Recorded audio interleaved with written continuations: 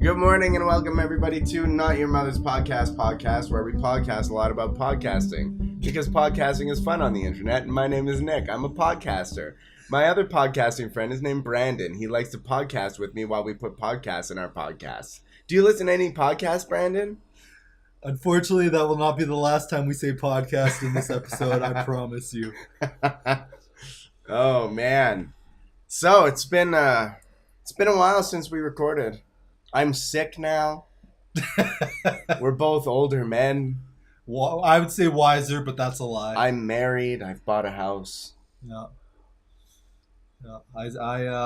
I sleep part-time at the Playboy Mansion. You know how it is. Oh, definitely. Yeah. We're definitely not recording this the day after, and I just happen to get sick. Oh, that would be ridiculous. That would be so dumb. Yeah. Why would someone do that? Anyway, thank you for joining us in this, the most frontier of internet endeavors, the podcast. Yes, today we are continuing our discussion on horror games. But we're going to move on from Metro, which was our last one. If you haven't checked that out, what the hell is wrong with you? Go check that out. Also, ignore the computer noises because somebody forgot to mute the speakers. I'm going to blame my cat. We're professionals. Don't worry about it. Of the utmost. Yes. Like we were saying, we're going to move from Metro. We're going to move on to The Evil Within and The Evil Within 2. I played it through and beat both games. Nick has played through some of the first one, I believe. No, none of them. Oh, none of them. No, okay. So I saw the trailers for the first Evil Within. We're going to have to talk about this because we're going to have to get into this. Yeah. And I felt like they suffered from what I call the, oh my god, I can't remember the name of the anime. Akira. The Akira effect. So a lot of animes that I watch and a lot of animes that I've seen in the world, and really just like Japanese media, is like when they do a twist, rather than like the Western way of doing a twist of, oh, it wasn't the husband, it was the brother. Instead, they're like, oh, this isn't a love story. There's a giant mechanical being that has come down from the skies to obliterate humanity. Jesus. And it just, it has that weird factor, right? Like Resident Evil did that. Like they kept it contained while still doing it because the zombies got more and more ridiculous. Anyway, so when I first saw the trailers for Evil Within, I was like, you know, I'm a big fan of horror and that kind of stuff, but I don't know if this is going to be my game, so I didn't try it. Since then, I started reading some horror comics by an author named Junji Ito, which is a very Japanese man. Nailed that pronunciation, by the way. Thank you. Yes, I just read Tomai, which is about a woman who, when you murder her, she regenerates, and like if you cut off pieces of her, those will regenerate into versions of her, and he always does these collections of short stories that are just, he's big on revulsion, if you remember that what we were talking about in our last podcast. Yeah. So a lot of his artwork is abhorrently disgusting. I'll show you after the podcast. Perfect. I love to be horribly disgusted. Yeah. And the one before that was called Uzumaki, which is about this town that is cursed by, I will just say spirals. And Uzumaki means spiral. It's cursed by spirals. Yeah, I'll make you read it sometime. It's okay. It's creepy. Anyway, now, after finding Junji Ito, I am much more interested in The Evil Within. And I wanted to start this off.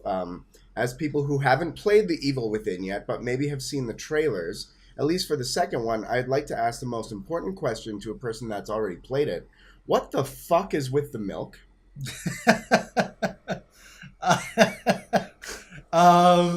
So yeah, for those of you who haven't played or seen the trailers, the second one features a lot of what looks like milk.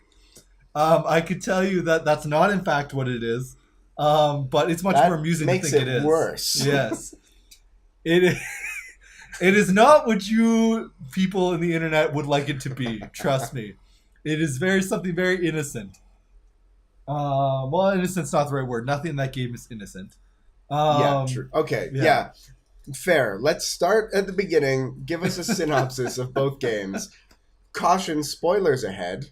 Yeah, obviously.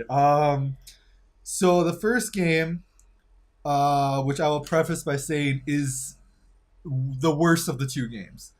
But the first game, you basically are this police agent who, police officer. Sorry, what the fuck is a police agent? I was gonna ask. You're this police officer who is old and crabby and drunk, because is there really any other kind? I like it already. Right? Yeah. We see all ourselves in this character. We're all at heart crabby old drunk The men. most relatable protagonist anyone can write is Nailed a it, crabby, like old police officer. And of course, because it's not anything North American if you don't include a hot young girl and a younger protege to train. So those two characters are also police officers that are with you in the game. I am confused at the start of this horror game. Does it start off as a horror game, or is it like, you need to investigate this? Just kidding, there's ghosts. It starts off as like a investigative game for like the first 5 minutes, and then it goes to horror pretty fast.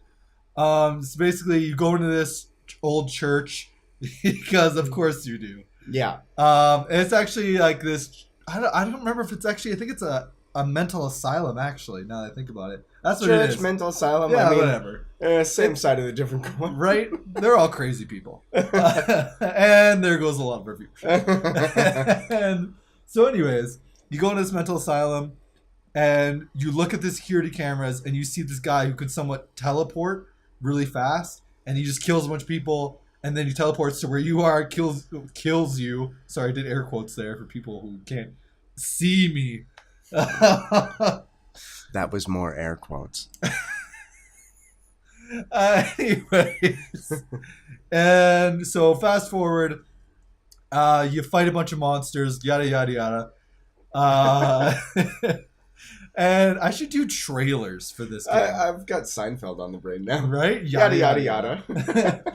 And it turns out you're in this evil guy's mind the whole time. Ah. Yeah. So that's how, because like, you watch the trailer for the first one and you're like, I can pick up on Silent Hill here, I can pick up on Resident Evil. There's one scene where you were crawling and there was a grate above you and the big hand comes down. That's straight out of Aliens, which I know I've watched with you. Yeah. And like, there's a lot of influences there, but I was like, how do those all get pulled together into a cohesive game? Is it just like a bunch of random fucking weird horror scenes? No, yeah, you're basically in the mind of a psychopath, and he has full control, so he can create monsters and he alters the environment. Yeah. So like the world will actually start falling apart at So some it's like points. somebody took the Cell and made a video game? Essentially. Cool. Yeah. I would like to see that as a video game, like a dedicated Mhm. The Cell. That'd be fucking cool. That would be really fucking cool. Anyway, So yeah, and then the whole game is just you trying to get out of this evil guy's mind whilst not dying. huh? Yeah. Okay. So we're gonna talk about the series. So give me a synopsis of the second one, and then we'll go into the horror and what I like to talk about. Sorry, when it comes to horror series, is you can't keep the horror throughout the series. Just to give a small teaser, like Dead Space. First two games are horror, third game is action. Yeah. Resident Evil is very similar. So we're going to talk about that too, but tell us about the second game. Yeah. Okay. Yon Milk. Yon Milk, yes. The second one, which I ran this by Nick before we started the podcast. It's definitely one of my favorite games I have ever played. I highly, highly recommend it. Please sponsor us. Please do, We yes. need money. Anyway. Oh, man, did that... Anyway, I'll fix that later. Don't worry, technical issues. We're pros. So, the second one, it's basically a rehash and continuation of the first one. So, you start off and you get pulled back into this organization who orchestrated the first events, which were you going into the mind of the psychopath. Same organization, you get pulled in back by them, and you go into the mind of your long lost daughter who you thought was dead in the first game. Turns out she's not dead. They've had her the whole time, and now they're using her mind to do the same thing. So you need to go into her mind and basically rescue her from the world that she's created and has now taken a life of its own, because it's being taken over by psychopaths who are also in the mind of your little daughter. So yeah, yada yada yada. Fight more monsters. Fight your dead wife who turned into a psychopath. So really, it's the game that proves my Akira effect wrong, in that it's well grounded in the world of reality and definitely doesn't spiral into any weird kind of tangents. Oh man, some of the things you see in that game will like fuck you up for life. Like, it's a weird game. But it's much less horror than the first one. Like, it's nowhere near as scary. It's still scary. It'll still get you, but it's nowhere near as bad. It's much more action based.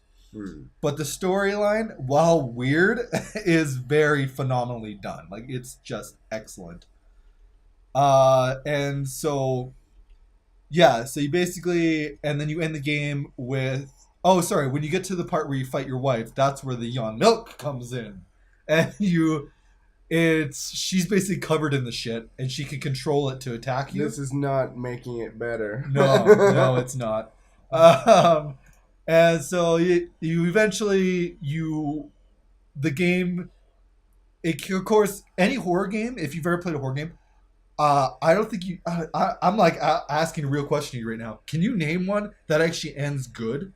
That doesn't have like a little bit of a bad little, like, no horror games end completely, totally fine. So Silent Hill 1 had multiple endings, and I've heard rumors of there being a happy ending. However, I don't like side quests or collecting or any of that shit because I find it more of a filler. So my personal ending to Silent Hill 1 is I rescued the little girl, and as we were going back up the elevator from hell, she slapped me in the face, and then credits rolled.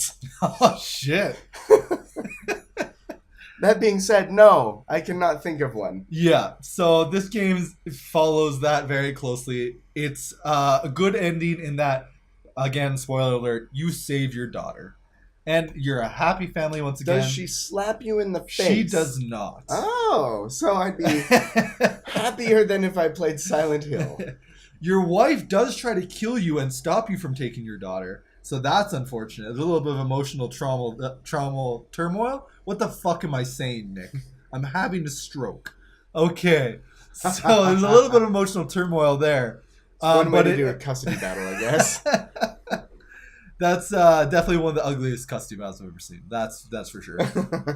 So you rescue your daughter, you get out of the mind, and you actually shut down the mind, and you end up killing the organization that was in charge of it. Oh, good. But at the end, because of course it's a horror game, and it can't be all sunshine and butterflies. Because they're still making money. Exactly. The system that you shut down, just destroyed, had a backup, and it reboots itself. Oh my god. Yeah. And that's how it ends. Awesome. It's like when you're thinking about, this didn't happen at the end of a game, but at the beginning of another game. I'm a huge fan of the Diablo series, the Blizzard Diablo series. Played the third one, but that was it. Yeah. So in the third one, they kind of did this too. But in the first one, you're playing this epic hero who's come to this town to defeat this grand evil. And you're 100 hours into the game kind of thing, and you've finally gotten your skills to prepare yourself to fight the Lord of Terror, and you down him, and you're like, aha! And the storyline in the game is that his soul is in this, like, gem. Okay. And he kind of manipulates people through that. And so what happened is the old king's son was manipulated to come down to the dungeon, put this gem in his head, like, just shove it right in there, and then he, like, manifests himself as Diablo. Diablo takes over kind of thing, right? Jesus. So the end of the first game, you're like, I'm strong. I am the strongest person in this world. So you take the gem, and the final cinematic just has the gem where, like, the point is looking directly at the camera, and then it shoves into the camera, and then it goes black. Oh, and that's how the game ends. That's how it ends. Damn. And then the second game is like this half an hour storyline and cinematic of how the character whom you grew to, like, love and really learned the trials and tribulations of hell and got through all of those challenges, wasn't strong enough, and now he's become Diablo and you have to go kill him. And it was the biggest, like, it was an emotional scar when I started playing Diablo 2. And I will say, Diablo 2 is one of the games that I probably have logged the most amount of times in all of my gaming years. But it hurt so bad to start that one. So at least in The Evil Within, they did that at the end. Yeah. But essentially, what you're telling me is that the entire game was fucking moot. Because you were too dumb to think of whether or not there'd be a backup to a computer program. Basically. That being said, I don't know if The Evil Within's not based on anything. Is it? They're just making up Not as that they I go. know of, yeah. Yeah. So I don't. That being said, I'm very interested to see where they go with The Evil Within 3 because obviously there's going to be one. Is it going to make money? Then there will be one. Yes, exactly. I have no idea where they're going to go with it though because you've literally killed everyone that was associated with this program. That being said, I will not be shocked if someone comes out of darkness and be like, "Oh, I was behind the program. Yeah. I just wasn't part of the last game," kind of To thing. put that in perspective, I'm assuming by the end of the first one, you didn't know there was such thing as this organization. You did not know, no. Exactly. Yeah. So they introduced the organization just to kill the organization. You knew there was a possibility that there was something bigger because the chick turned out to be a double agent. You just didn't know for what or for who. Interesting. Yeah. Okay, that being said, let's get a little more into the specifics here. So last week, air quotes, we talked about the 3 levels of horror. Yeah. And in the week between the recording sessions, air quotes, I looked up what all the horrors were called, and I was right. Okay. So there's revulsion, horror, and terror. And to break those down, revulsion is like your House of a Thousand Corpses, where I call it the shock gore genre. That I still believe that Rob Zombie had a big part in creating. Oh, absolutely. Then there's the terror, which is more of your H.P. Lovecraft, of this overwhelming sense of fear. I was thinking about a good example for the terror that's recent would be Stranger Things. Yes. Yeah. With like that big overarching creature in the second season, that kind of thing, right? Yeah. And then there's horror, which is there's a man in my house with a knife kind of slasher movie, right? Okay. Where it's much more apparent and he's chasing you down the hallway. Yeah.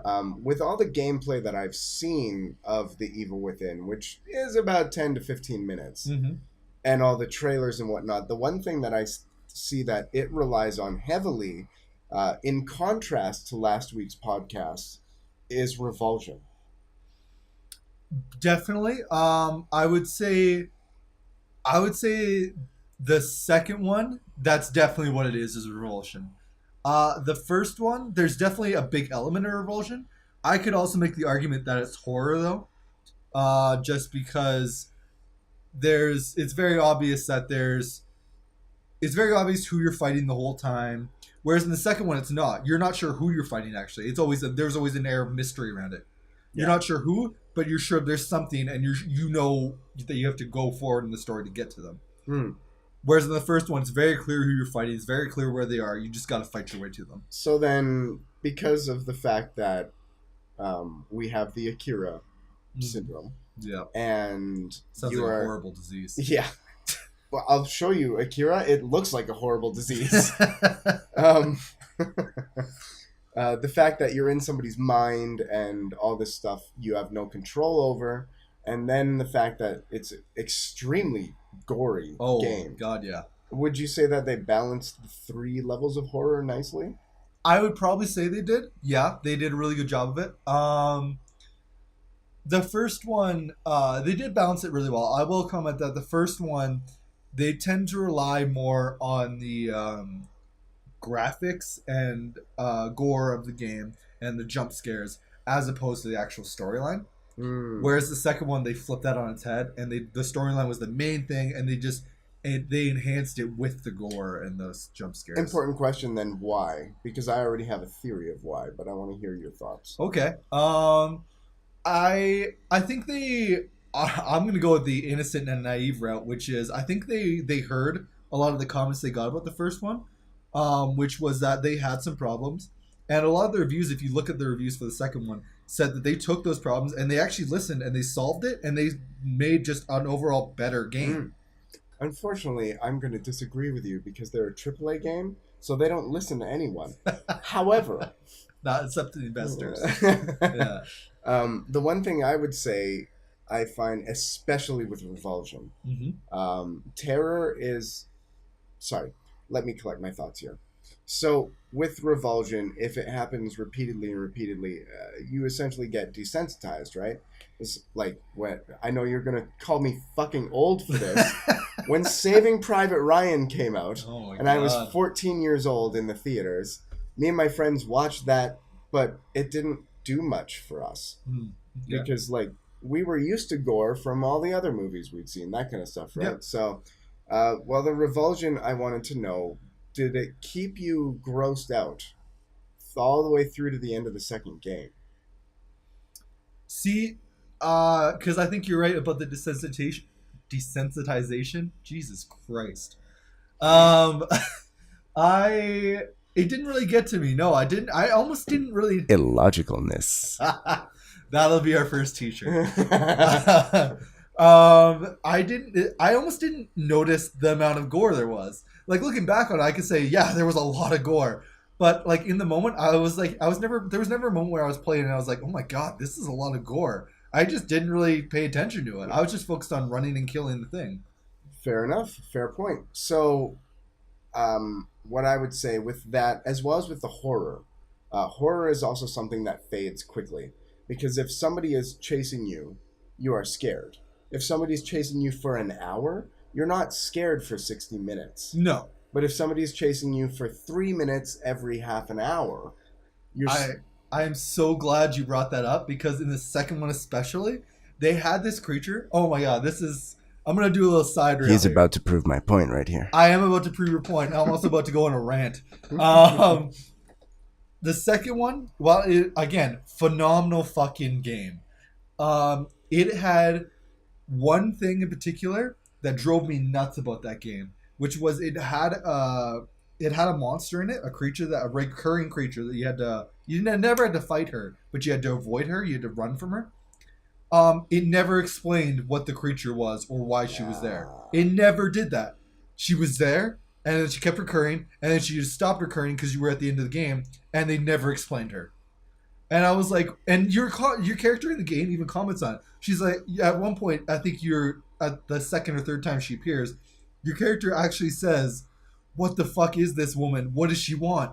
And then never explains who she is or what she wants. And that drove me nuts.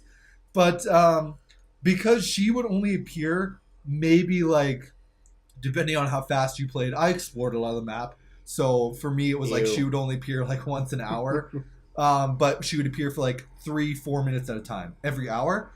But because of that little bits that she would appear and then go away for a long time, she kept you scared as fuck every time she was there, because it was only little bits at a time. That's a good use of it, right? Yeah. Also, the unexplained, that is a good example of terror. Yes. That's one of the best parts of like the Evil Dead series, like, or even the remake of Dawn of the Dead. Mm-hmm. They blandly like milk wash paintbrush and reason of like, oh, there's no room in hell, that's why there's zombies. Like, nobody's gonna believe that, or they've never looked into why there are zombies there. They never actually explain it. They just are there, and that's part of the horror. Yeah. Which you said it drove you nuts. Yeah. Which, exactly, right? It's that little worm in the back of your brain that's going, this shouldn't be happening, and it is. Mm-hmm. So I can totally appreciate that. However, my theory then is the terror is easier to sustain with little things like that. Yeah. The horror is harder to sustain. So I feel like if we use in video game terms, you could almost think of jump scares as the horror, right? That in your face, you are scared, now you're not scared. Yeah. And because they do that sparsely, I bet it was more sparsely than the first game. It was, yeah. And then the Revulsion is the one that gets old the fastest. Mm-hmm. And you said that it was more about the story and stuff. So I'd be interested to see if there was more or less Revulsion in the first one than the second one. But My point here is that if there is an Evil Within 3, which I'm sure there will be, Yeah. I will guesstimate that it will be an action/horror. Because when it comes to long-standing horror titles, Resident Evil tried to keep up with the horror for a long time, and it didn't work. Yeah. And the games just became action games. Until and then the last one.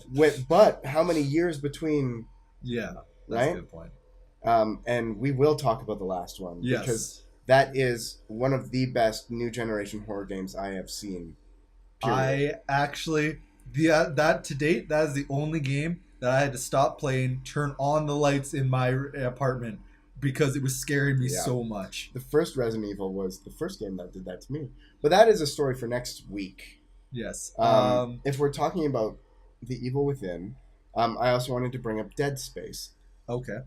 I've got a couple videos from Dead Space 1. Mm-hmm. Dead Space 2 brought in more horror. Dead Space 3, they just threw it out the fucking window. They said it's 2-player co-op and it's an action game. Because horror, in too big of an amount, it drains over time. So the horror goes away. It no longer becomes scary. So what do you do with a series? So I'm guessing the first Evil Within, you said it was more jump scares, more of this, more of that. Yeah. Second Evil Within game is more narrative. Yeah. As a developer that has seen the horror genre of the last 20 years, that feels like a logical step for me. So I will guesstimate that if the Evil Within 3 comes out, it will be more action-driven, which will prove my point that the developers are simply following the formula of other successful horror series titles. Which, I mean, if you found the golden formula that works, why alter it, really? Especially when you're AAA and you have to answer to investors. Yeah. To comment on something you brought up a lot there in that sentence, jump scares. I recently saw a thing on a joke by a comedian online, and I want to comment on jump scares. Because in his joke, I'm going to butcher the fuck out of this joke, by the way. Nice. In the joke, prepare not to laugh. Yeah. In the joke, he said that horror, he's used it horror, fuck me English. He said it in the terms of horror movies, but it can easily be applied to horror games as well. But he said jump scares are like cheating. That's like him as a stand-up comedian going to the audience, tickling people and saying, well, you laugh, technically I'm funny. Yeah. Which I love. Well said. Right? I love that comparison because jump scares, I actually don't appreciate a heavy use of those in games. You just pissed off our entire audience viewership of the Five Nights at Freddy's club. See? And that's fine. If that's going to be your whole game model, fine, I guess. It's not my thing, but go for it. But to just make what's supposed to be a normal game reaching a wide audience and to throw a ton of jump scares in there, that just ruins it for me. Because, I think a game is much better if it makes you feel as terrified without jump scares, because it's just this atmosphere of terror. Okay. So I'm going to bring this back to the academic level. If we think of jump scares, I've already said earlier in this podcast that we could equate jump scares to the horror, the in-your-face horror. Yeah. And I don't think the terror and the revulsion would be accentuated as much if there wasn't that horror. I don't think, just cheap-ass motherfucking jump scares, you walk around a corner and a steam pipe bursts. Like Spooky's House of Jump Scares or whatever? Yes. However, that game was a parody and a satire. It was. But, yeah. That game did scare the fuck out of me, though. In VR, I should comment. I played it in VR. So way more terrifying. That being said, I think that maybe not jump scares, but the atmosphere being the terror, the music, the scenery, the horror, and the jump scares being that woman that you have no idea why she's there, but she wants you dead and she's chasing you and she doesn't look natural. Yeah. I feel like those have a place, but I will completely agree with you. Yeah. Fuck you, Five Nights at Freddy's. That cheap jump scares have no place in horror. No. There. It's a podcast with an opinion. And with that being said, now that we've lost 2/3 of our viewership, Oh, that one person that listened to us only heard 1/3 of this podcast? yeah, exactly. Now with that being said, we're getting at the 30-minute mark, so we're gonna wrap it up with closing comments here. Nick, any closing comments about The Evil Within? Fuck you, Five Nights at Freddy's. Agreed. I will wrap it up by saying, Evil Within, you have to play it to understand Evil Within 2, unfortunately. You're not going to think it's the best game ever, but you're going to enjoy it still. Evil Within 2, go through the experience of playing the Evil Within. Just bear through it, because you get to the Evil Within 2 and it's worth it, trust me. Cool. All right. Well, I guess until next time, guys, let's go play some fucking games. Bye.